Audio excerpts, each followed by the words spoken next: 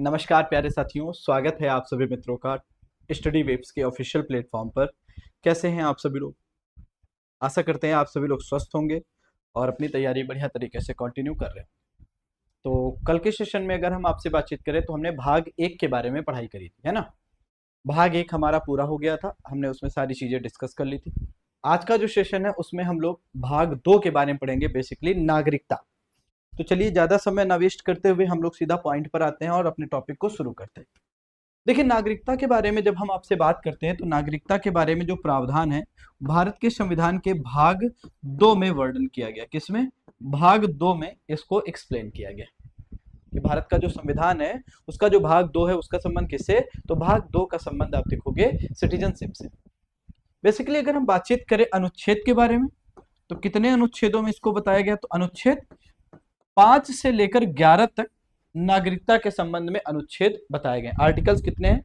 तो 5 से लेकर 11 तक के जो अनुच्छेद हैं वो नागरिकता के संबंध में। ठीक, थोड़ी सी बातचीत अगर हम करें, भारत में जो नागरिकता है वो ब्रिटेन के समान एकल नागरिकता है। भारत में ब्रिटेन के समान एकल नागरिकता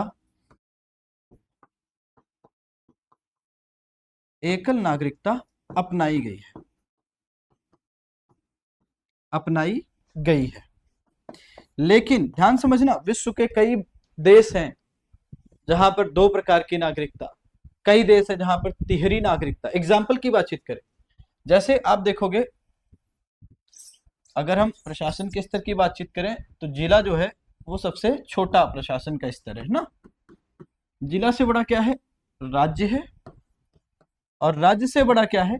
तो राज्य से बड़ा आप देखोगे तो संघ है, मतलब केंद्र है। भारत में कौन सी नागरिकता चलती है? तो एकमात्र भारत की नागरिकता, जिसको आप क्या कहते हो? संघ की नागरिकता। तो भारत की नागरिकता कैसी है? तो आप कहोगे एकल नागरिकता है। एकल नागरिकता कैसी? एकल।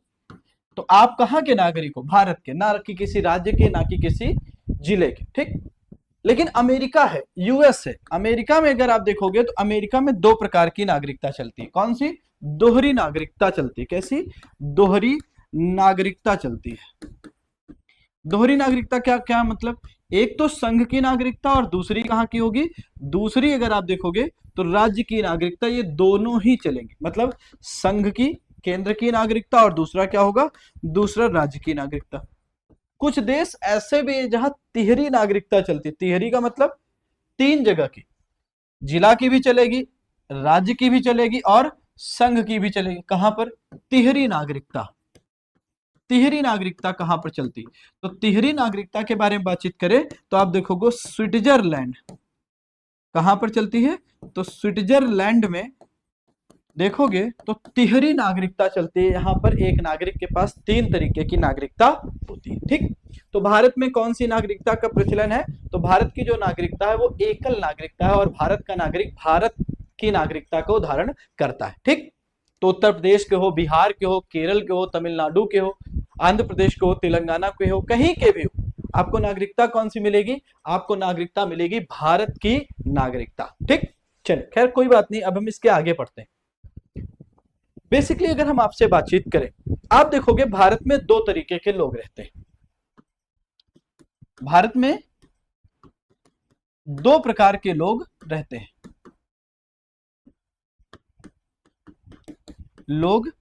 हैं। थोड़ा समझने का प्रयास करिएगा, फिर हम बैकग्राउंड बना रहे हैं, फिर इसको हम एक्सप्लेन करें। 2 प्रकार के कौन? 2 प्रकार के नागरिक कौन? पहला तो हम कहेंगे नागरिक रहेंगे। पहले तो कौन कहेंगे? तो हम कहेंगे नागरिक लोग रहेंगे, सिटीजन।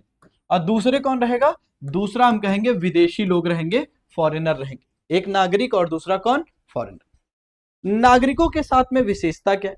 नागरिकों के साथ में विशेषता यह है, नागरिक देश के पूर्ण सदस्य होते हैं। पूर्ण सदस्य होते हैं, और जब पूर्ण सदस्य हैं तो इनको राजनीतिक अधिकार भी मिले होते हैं। कैसे अधिकार? राजनैतिक अधिकार भी क्या होते हैं? राजनैतिक अधिकार भी प्राप्त होते हैं। तो भारत के नागरिकों को राजनैतिक अधिकार मिले हुए, लेकिन जो विदेशी है, तो भैया पहली बात तो नागरिक नहीं है, ये नागरिक नहीं है ना। इसीलिए तो विदेशी हैं। तो नागरिक नहीं है, इसीलिए क्या है, इनको राजनीतिक अधिकार नहीं है, राजनीतिक अधिकार इनके पास नहीं होते हैं, अधिकार नहीं होते हैं। ठीक, अब ध्यान समझना, थोड़ा सा फंडामेंटल राइट में भी हमारा नागरिकों को ज्यादा अधिकार दिए गए और विदेशियों को कम अधिकार दिए गए। एग्जाम्पल, तो हम अगर यहां पर बातचीत करें तो आप देखोगे यहीं पर थोड़ा सा, जो विदेशी नागरिक होते हैं, विदेशी लोग होते हैं, उनको दो हिस्सों में बांटकर पढ़ सकते हैं। कौन कौन से दो हिस्से? तो एक को कहोगे मित्र राष्ट्र के नागरिक होंगे, है ना, मित्र राष्ट्र के नागरिक होंगे, और दूसरे शत्रु राष्ट्र के नागरिक होंगे, शत्रु राष्ट्र के नागरिक। अब मित्र राष्ट्र कौन होता है? जिनके साथ हमारे सकारात्मक संबंध होते हैं, सकारात्मक संबंध होते हैं, पॉजिटिव रिलेशंस होते हैं, जैसे America, Britain, France, Germany, Japan, Israel. ये शत्रु राष्ट्र का मतलब जिनके साथ हमारे संबंध अच्छे नहीं होते। युद्ध, बेसिकली जिन देशों के साथ हमारा युद्ध चल रहा होता है, उन देशों को हम संज्ञा देते हैं कि वो शत्रु राष्ट्र होते हैं। तो इनके साथ हमारे संबंध कैसे हैं? तो हम कहेंगे निगेटिव रिलेशन है हमारे, नकारात्मक संबंध है, इनके साथ हमारे संबंध अच्छे नहीं। अब यहीं पर जब हम आपसे बातचीत करते हैं, इसी के आगे पढ़ना शुरू करें, तो हम सबसे पहला चीज पढ़ेंगे, नागरिकों को निम्नलिखित अधिकार प्राप्त हैं किंतु विदेशियों को प्राप्त नहीं। तो एक लाइन है, एक नागरिकों को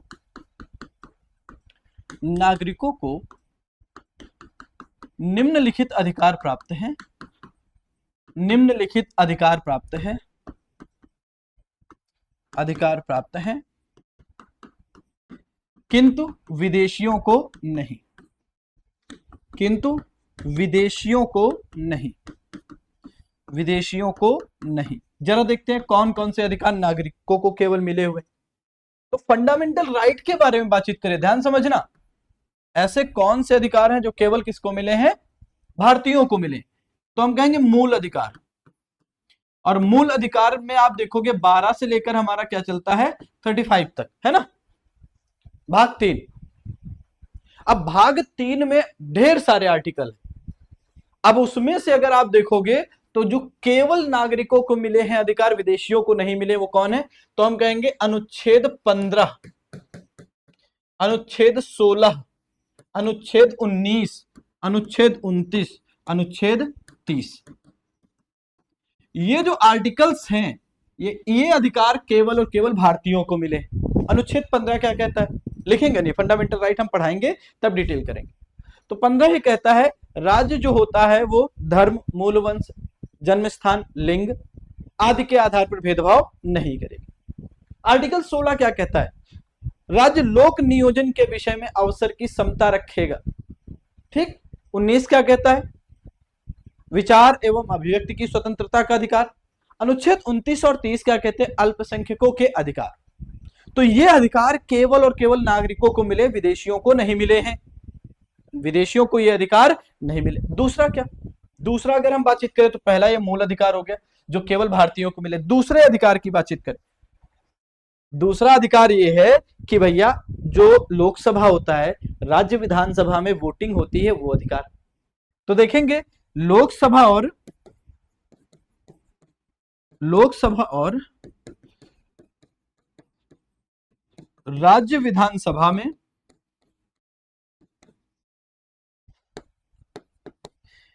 वोट का अधिकार। सोचो, वोट का अधिकार विदेशियों को तो नहीं मिला हुआ ना, केवल भारतीयों को मिला है वोट देने का अधिकार। तीसरा और कौन सा अधिकार मिला है भारतीयों को? भैया चुनाव लड़ने का अधिकार। विदेशी नागरिक चुनाव नहीं लड़ सकते हैं, ध्यान समझना। मतलब अगर हम आपसे बातचीत करें, संसद या राज्य विधान मंडल का चुनाव लड़ने का अधिकार किसके पास है? केवल भारतीयों के पास है। तो संसद व राज्य विधान मंडल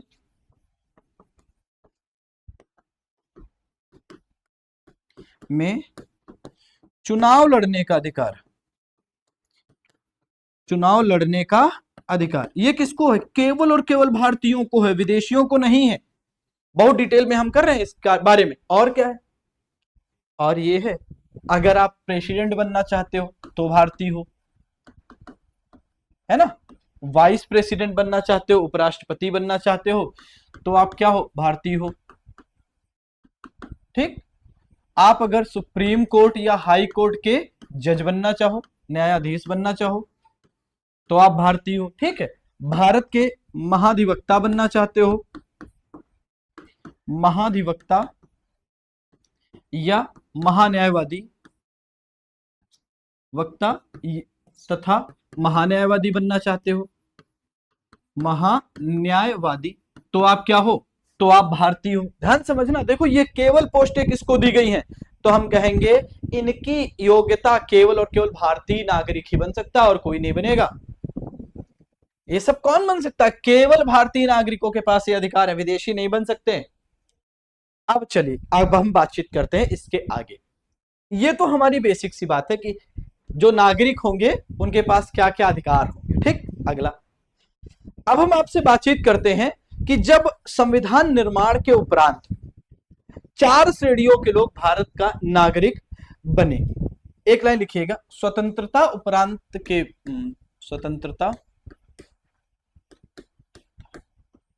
स्वतंत्रता या संविधान निर्माण के उपरांत, स्वतंत्रता छोड़ दीजिए, संविधान निर्माण के उपरांत, संविधान निर्माण के उपरांत 4 श्रेणियों के लोग, 4 श्रेणियों के लोग भारत के नागरिक बने, भारत के नागरिक बने। कितने श्रेणियों के लोग भारत के नागरिक बने, 4 श्रेणियों के लोग भारत के नागरिक बन रहे हैं। जरा देखते हैं कौन कौन से। इसके बारे में उल्लेख किया गया हमारे आर्टिकल 5 से लेकर 5 में, 6 में, 7 में, 8 में। तो चलिए हम एक एक अब आर्टिकल भी पढ़ेंगे और उसके साथ साथ हम उसको एक्सप्लेन करने का भी प्रयास करते हैं। तो सबसे पहला हम आर्टिकल पढ़ने चल रहे हैं, अनुच्छेद 5, आर्टिकल 5। तो पहला हम आर्टिकल क्या पढ़ेंगे, आर्टिकल 5। आर्टिकल 5 क्या कहता है, आर्टिकल 5 कहता है संविधान के प्रारंभ के समय, संविधान के प्रारंभ के समय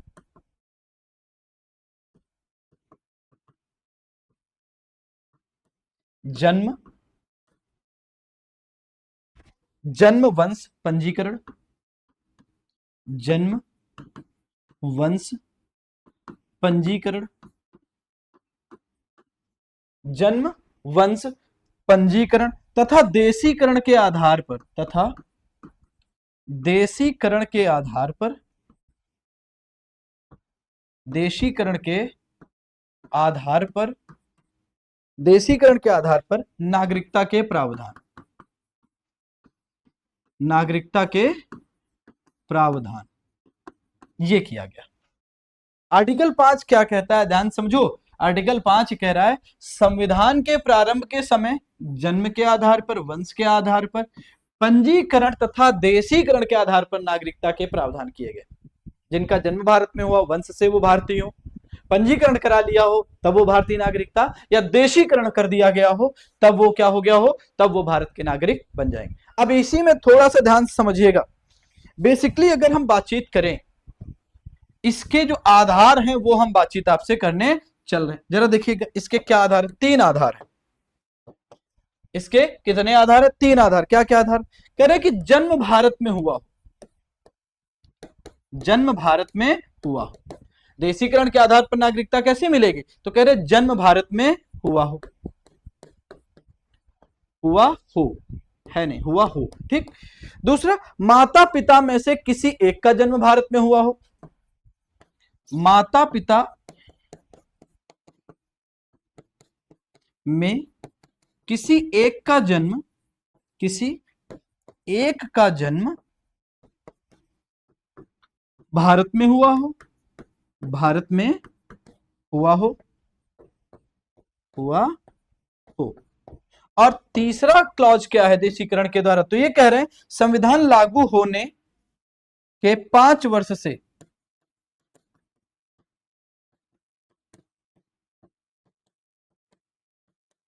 होने के 5 वर्ष से,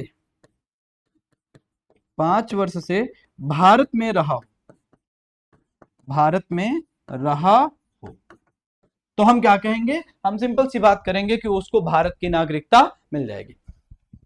जन्म भारत में हुआ हो, दूसरा माता पिता में से कोई एक भारत में क्या हो? जन्मा हो, तीसरा संविधान लागू होने के 5 वर्ष से भारत में रहा हो, तो उसको क्या मिल जाएगा? उसको हम कहेंगे संविधान के प्रारंभ से ही उसके पास नागरिकता के अधिकार है। अब आर्टिकल हम 6 के बारे में बातचीत करते हैं, अनुच्छेद 6। आर्टिकल 6, अनुच्छेद 6 क्या कहता है? आर्टिकल 6 के बारे में बातचीत करें, 6 क्या कहता है? तो कह रहे पाकिस्तान से भारत को प्रव्रजन करने वाले, पाकिस्तान से भारत को प्रव्रजन करने वाले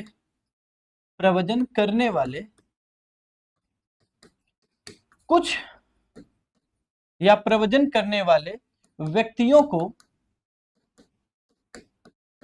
पाकिस्तान से भारत को प्रव्रजन करने वाले व्यक्तियों को नागरिकता के अधिकार,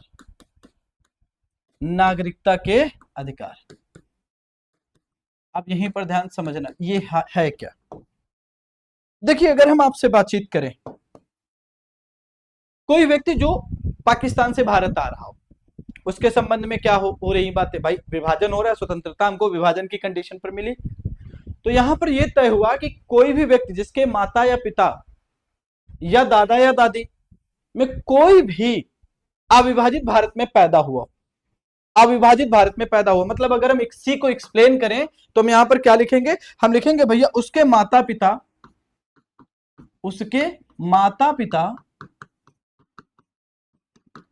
अविभाजित भारत में,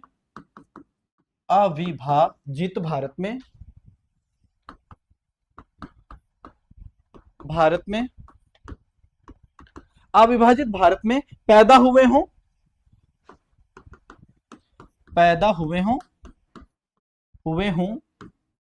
और निम्न में से एक शर्त पूरी करते हो, निम्न में से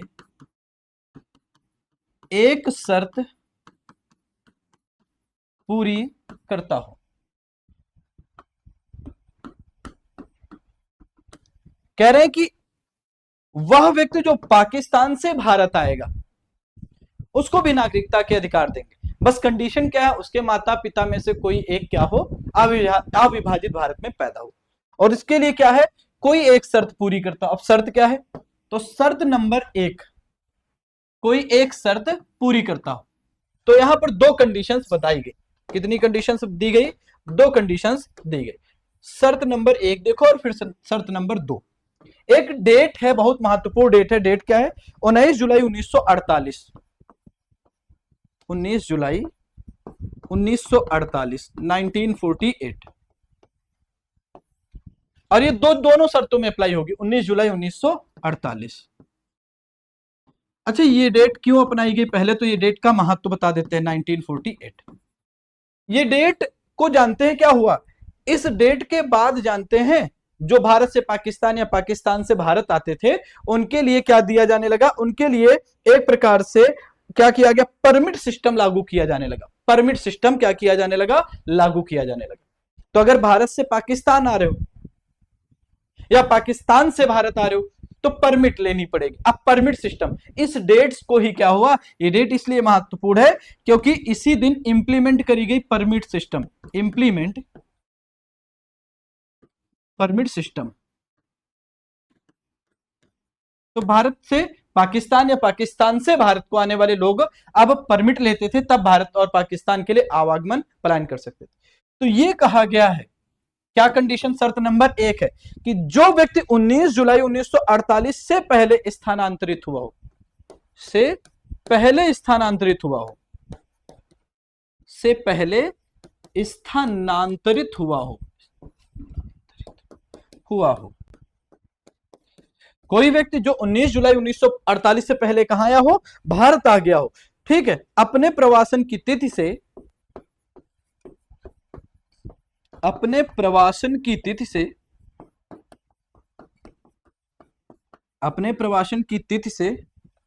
सामान्यतः भारत में निवास किया हो, सामान्यतः भारत में निवास किया हो,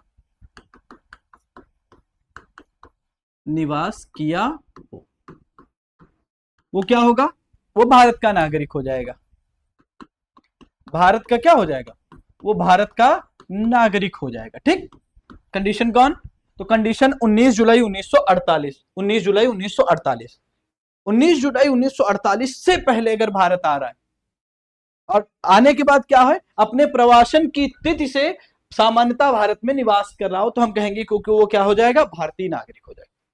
अब दूसरी कंडीशन क्या है कि भैया 19 जुलाई 1948 को या उसके बाद भारत आया हो। 19 जुलाई 1948 या उसके बाद अगर भारत में आ रहा हो तब अलग कंडीशन है। क्या कंडीशन लग रही है?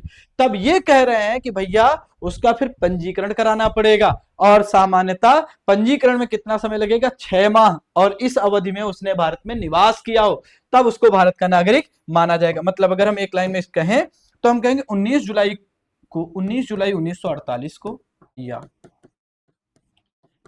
48 को या उसके बाद भारत में प्रवासन किया हो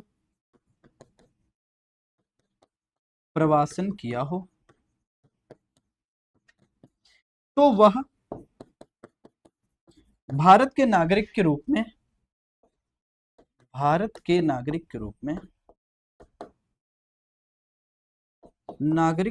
में पंजीकृत हो, लेकिन पंजीकृत होने के लिए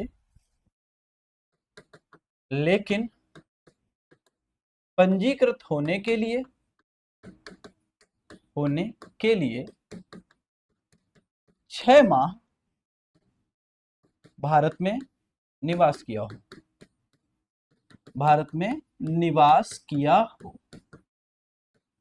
हो।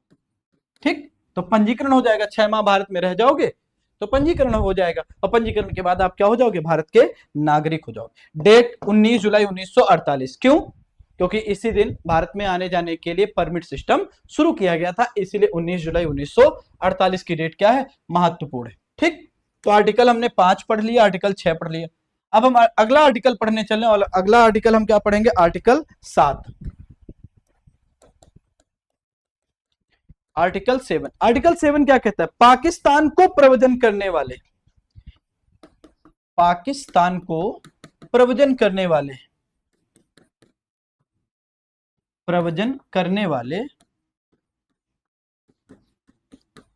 कुछ व्यक्तियों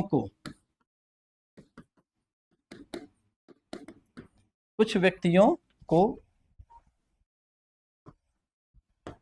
नागरिकता के अधिकार।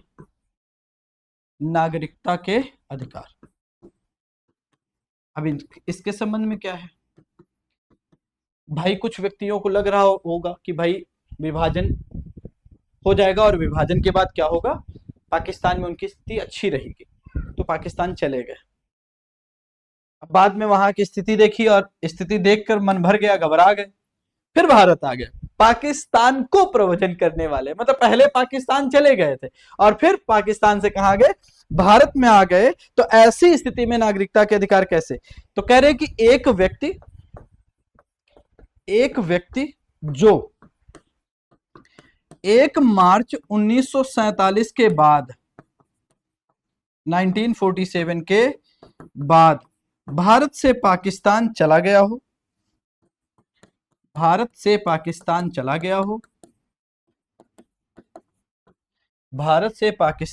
गया हो,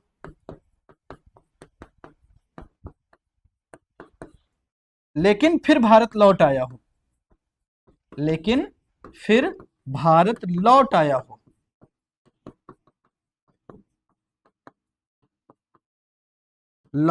हो, तो उसे पंजीकरण प्रार्थना पत्र के बाद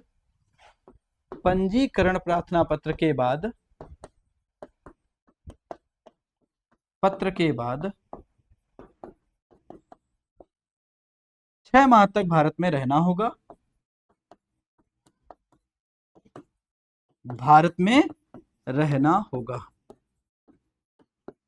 और भारत में रह जाओगे तो क्या हो जाओगे? भारत के नागरिक। कि भाई गुस्से गुस्से में क्या हुआ कि भाई समझ में आया पाकिस्तान की स्थिति अच्छी है, वो चले गए पाकिस्तान। तो कह रहे 1 मार्च 1947 के बाद भारत से पाकिस्तान जा रहे हैं, और स्थिति देखी और चले आए, फिर कहां, भारत आ गए। अब भारत आ गए हैं, चला गया हो लेकिन फिर भारत लौट आया हो, तो उसे क्या होगा, पंजीकरण प्रार्थना पत्र के बाद 6 माह तक भारत में रहना होगा और उसको क्या मिल जाएगा, नागरिकता का अधिकार मिल जाएगा, वो क्या हो जाएगा, भारत का नागरिक हो जाएगा। अब हम अगला पढ़ते हैं आर्टिकल 9, ठीक है, नहीं अगला है आर्टिकल 8, अनुच्छेद 8।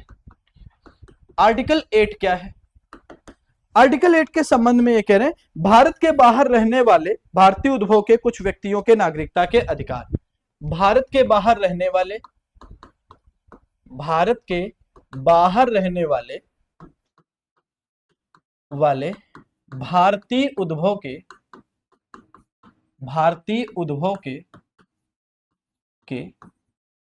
कुछ व्यक्तियों के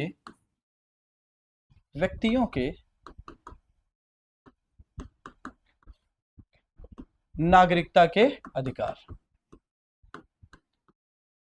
अधिकार। यहां पर यह हुआ कि भारत के बाहर रह रहे हैं, कुछ व्यक्ति भारत के बाहर रह रहे हैं, भाई नौकरी पेशा करने के उद्देश्य से चले गए, तो उनके भी संबंध में क्या किया गया, वो भी क्या रह सकते हैं, भारत के नागरिक बने रह सकते हैं। इसके संबंध में बातचीत करेगी और एक्सप्लेन क्या किया गया, इसमें यह कहा जा रहा है, कह रहे कि व्यक्ति जिसके माता पिता या दादा दादी, व्यक्ति जिसके माता पिता दादा दादी अविभाजित भारत में पैदा हुए हों, अविभाजित भारत में पैदा हुए हों,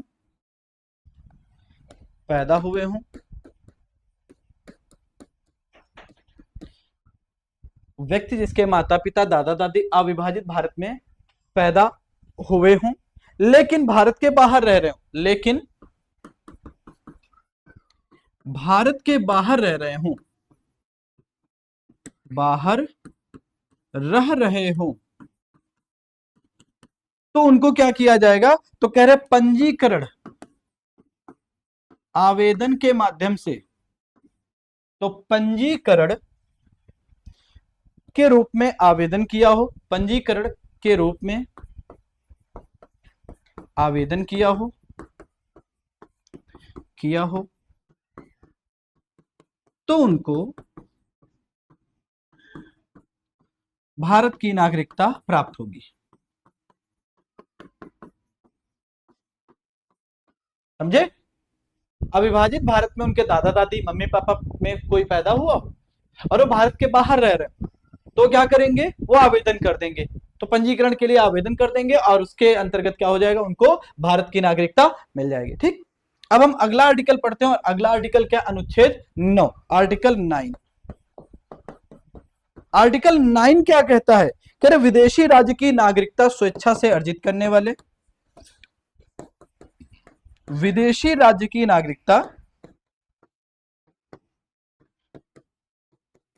नागरिकता स्वेच्छा से लेने वाले या अर्जित करने वाले, स्वेच्छा से अर्जित करने वाले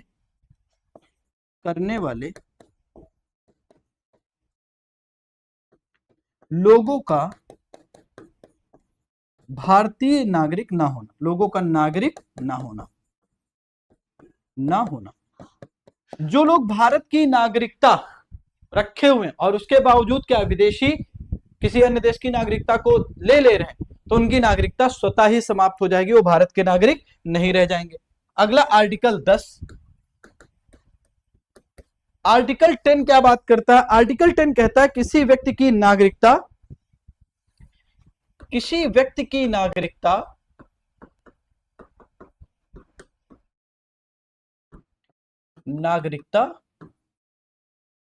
केवल विधि के उपबंधों के अधीन, विधि यानी कि नियम, विधि के उपबंधों के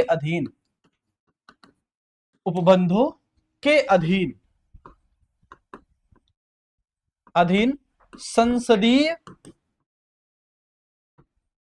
मतलब संसद जो विधि बनाएगी उसके द्वारा क्या होगी, किसी व्यक्ति की नागरिकता ली जा सकेगी। मतलब हम कहें तो संसदीय विधि द्वारा ही ली जा सकती है, संसदीय विधि द्वारा ही ली जा सकती है, ली जा सकती है।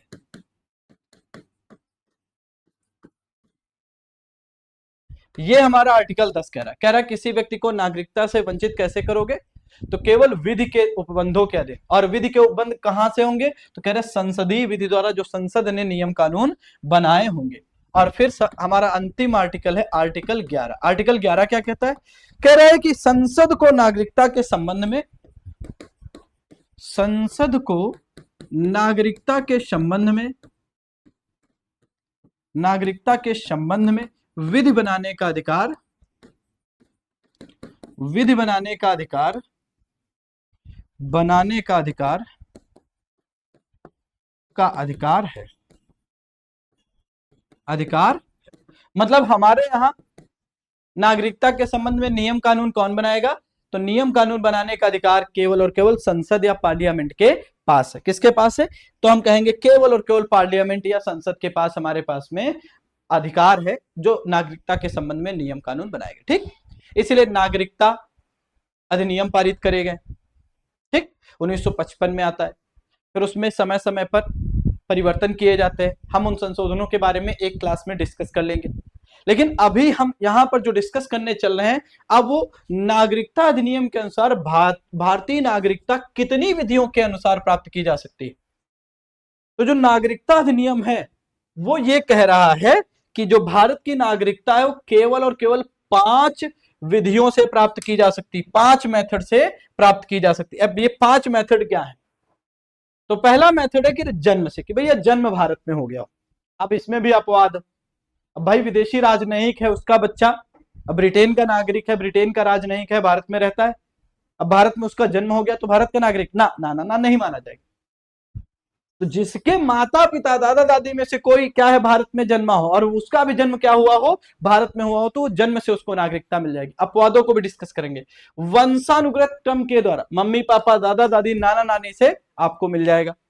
पंजीकरण के द्वारा किसी अन्य देश के नागरिक हो, भारत अच्छा लगता है आपको और आपने आवेदन कर दिया, और ऐसी आवेदन के द्वारा आपको क्या पंजीकरण हो जाएगा और आपको नागरिकता भारत की मिल जाएगी।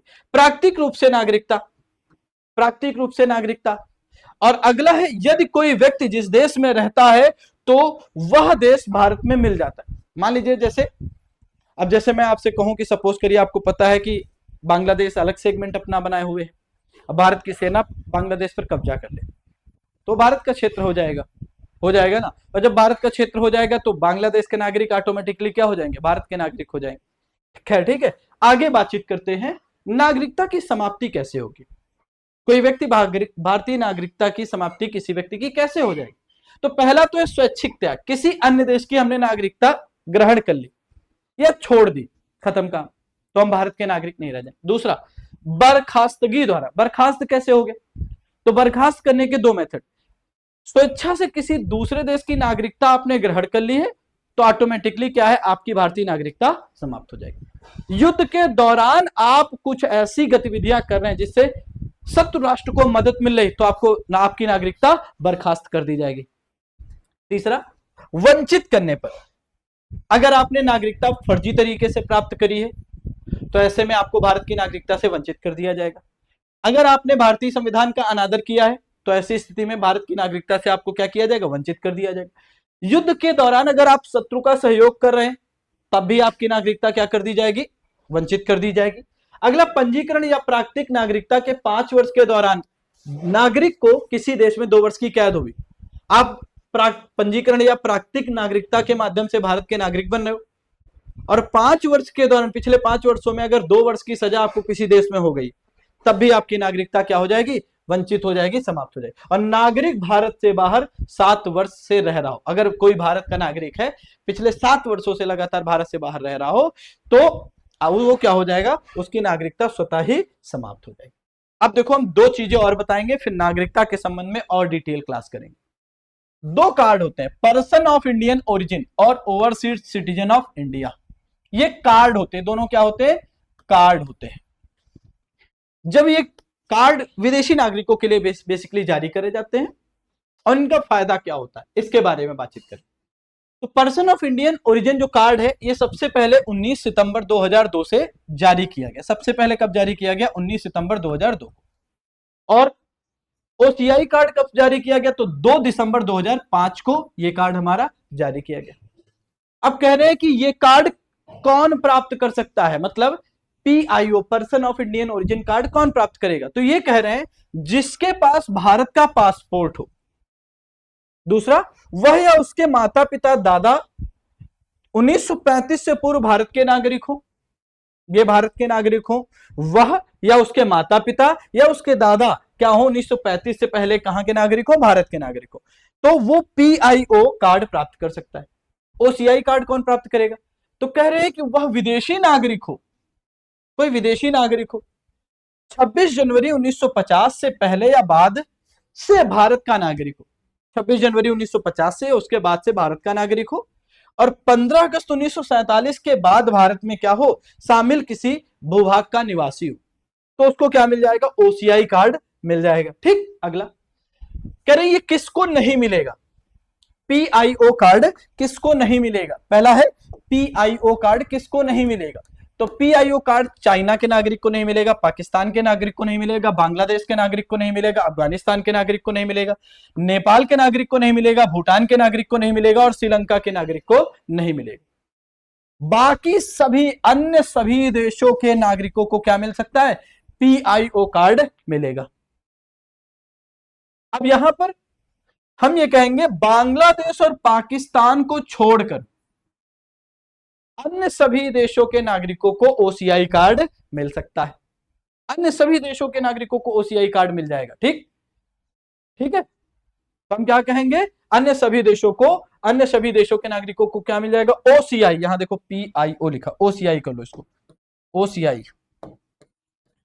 ओसीआई कार्ड मिल जाएगा। ठीक, कितना खर्चा करने की जरूरत पड़ेगी? अगर व्यक्ति 18 वर्ष से कम उम्र का है तो पीआईओ कार्ड प्राप्त करने के लिए 7500 रुपया खर्च करना पड़ेगा। 18 वर्ष से अधिक उम्र का है तो 15,000 रुपया खर्च करने की आवश्यकता पड़ेगी। ठीक, क्लियर? इसमें कितना? 275 अमेरिकन डॉलर खर्च करोगे तब आपको ओसीआई कार्ड मिलेगा, बनेगा आपका, है ना। जो पीआईओ कार्ड धारक होगा उसको वीजा रखने की जरूरत नहीं पड़ेगी, अलग से भारत आने के लिए वीजा की जरूरत नहीं पड़ेगी। भारत में किसी भी समय अवधि के लिए स्थानीय पुलिस में क्या करने की, पंजीकरण कराने की बाध्यता नहीं होगी ओसीआई कार्ड धारक के पास में। पीआईओ कार्ड धारक एक बार में 180 दिन तक भारत में रह सकता है, और ओसीआई कार्ड धारक आजीवन बहुउद्देशीय उद्देश्यों के लिए वीजा प्राप्त कर सकता है। ठीक, पीआईओ कार्ड जारी होने की तारीख से 15 वर्षों तक वीजा के बिना भारत यात्रा कर सकते हैं। मतलब अगर कोई पीआईओ कार्ड आपका बन गया तो जारी होने की तिथि से 15 वर्ष तक आप क्या कर सकते हो? बिना वीजा के भारत यात्रा कर सकते हो, लेकिन 15 वर्ष के बाद फिर से आपको वीजा जरूरत पड़ेगी। इसमें पूरा जीवन भारत की यात्रा कर सकते हो बिना वीजा के। ठीक, कहां कहां नहीं जा सकते हो? तो रिसर्च, मशीनरी, पर्वतारोहण और प्रबंधित क्षेत्रों में, प्रतिबंधित जो क्षेत्र होते हैं, प्रतिबंधित क्षेत्रों को छोड़कर आप पीआईओ और ओसीआई कार्ड धारक कहीं पर भी यात्रा कर सकते हैं। अब हमको क्या बताना है नागरिकता में? नागरिकता की जो प्राप्ति है, मैंने कहा 5 विधियों से होती है। कहां पर? ये इनको एक्सप्लेन करना। पहले इनको एक्सप्लेन कर, जन्म से कैसे मिलेगी, वंशानुक्रम से कैसे मिलेगी, पंजीकरण से कैसे मिलेगी, है ना, फिर प्राकृतिक रूप से कैसे मिलेगी, और फिर यदि कोई व्यक्ति जिस राज्य क्षेत्र में रह रहा हो वो भारत में मिला लिया जाए तो। उसके बाद फिर हमको एनआरसी के बारे में पढ़ना है, एनआरसी के बारे में, नेशनल रजिस्टर ऑफ सिटीजनशिप के बारे में, ये भी पढ़ना है। तो हमको ये भी पढ़ना है। इसके साथ साथ हमको नागरिकता के संबंध में जो अधिनियम बनाए गए उनके भी बारे में थोड़ी थोड़ी सी जानकारी हमको पढ़नी। तो अभी हम इसमें एक सेशन और लेंगे, लेकिन आपके एग्जाम के पॉइंट ऑफ व्यू से इतनी चीजें मोर देन सफिशिएंट है। तो सेशन कैसा लगा है आप लोग बता सकते हैं हम लोगों को मैसेज कमेंट करके। और दूसरी चीज ये कर सकते हो, सेशन को शेयर करते रहो दोस्तों, लाइक करो अगर अच्छा लगा हो, कमेंट करके बताओ सेशन कैसा था। ठीक, और चैनल को सब्सक्राइब, आप जितने भी व्हाट्सएप टेलीग्राम ग्रुप में जुड़े हुए हो, आप लोग सेशन को अपने अपने टेलीग्राम ग्रुप में, व्हाट्सएप ग्रुप में शेयर कर सकते हो। और हमारे टेलीग्राम चैनल को ज्वाइन करने के लिए आप क्या कर सकते हो, तो आप एक आईडी है GKGS बाई सुधांशु सर, आप इसको क्या कर सकते हो, इस पर जाके हमारे टेलीग्राम चैनल को ज्वाइन कर सकते हो। तो आज का सेशन कैसा लगा है आप लोग कमेंट करके जरूर बताइएगा। आज के सेशन को यहीं पर रोकते हैं, मिलते हैं अगले सेशन में। धन्यवाद, नमस्कार, थैंक यू सो मच।